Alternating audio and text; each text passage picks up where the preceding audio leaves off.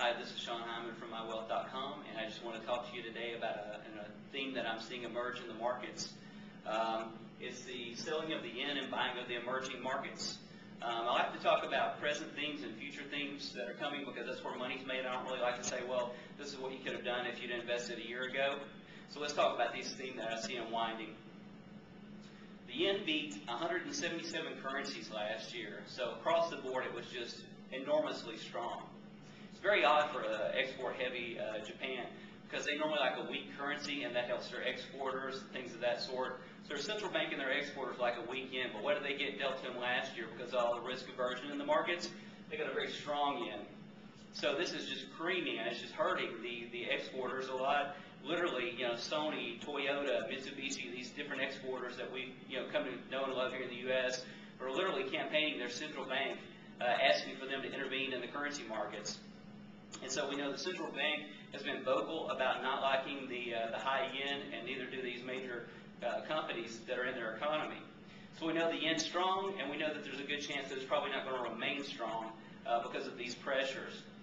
And so where's it going to go? What are they going to do with this strong yen? Well, with a strong currency, you can buy something that you feel is beaten down, something that will give you a good dividend, something that will give you a good yield of return. And so the emerging markets fit that bill.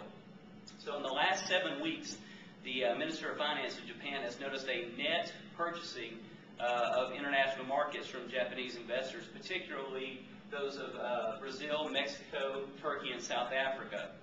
So the yen has gained 55% against these different currencies in these nations, so they're up a lot on their money. They've got a lot of profits from this, so they can afford to venture into their stocks, their bonds, and their currencies now, and not exactly have to call exact bottom because they're up so much on their own currency from the appreciation standpoint.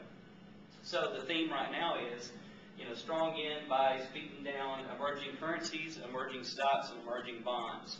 Now specifically, let's get, hone it down and talk specifics about what I'm talking about here. This is just for your own research, for you to check out, see what you think about these symbols, and if they interest you. But in currencies, and you'll see this all listed out in our blog, the symbols, I think they'll go into the Aussie yen, the Euro yen, long, in other words, buying, being net buyers of that. I think they'll be short the dollar versus the South African rand, the dollar versus the Turkish lira. And so if you don't know about Spot FX, the currency market, there's a link on there where you can actually open up an account and transact themes like this.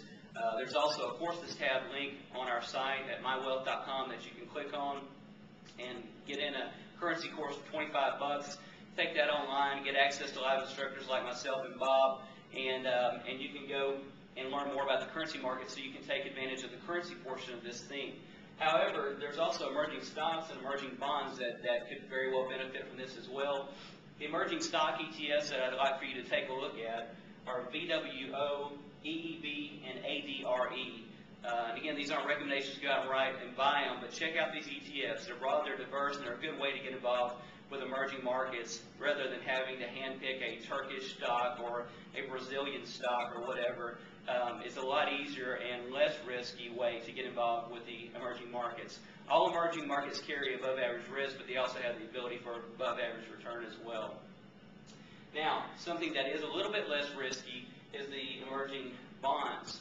And you can buy an emerging bond ETF, symbol PCY or EMB, and have a little less risk than you would in the emerging stocks. However, there's a lot of people that are going to want to take advantage of having a little bit of currencies, a little bit of emerging stocks, and a little bit of these emerging bonds as a mix. That way they're diversified amongst that emerging market play, have a little less risk, have emerging market exposure, and then if any one of these really takes off and heads north quite a bit, they've got a hand in it. So check these out. Again, they're at my blog, and I've got all these symbols on my blog at mywealth.com/blog. You can also click on the Courses tab at mywealth.com. Check out our courses that'll teach you about ETFs, bonds, currencies, everything that we're talking about here for 25 bucks online.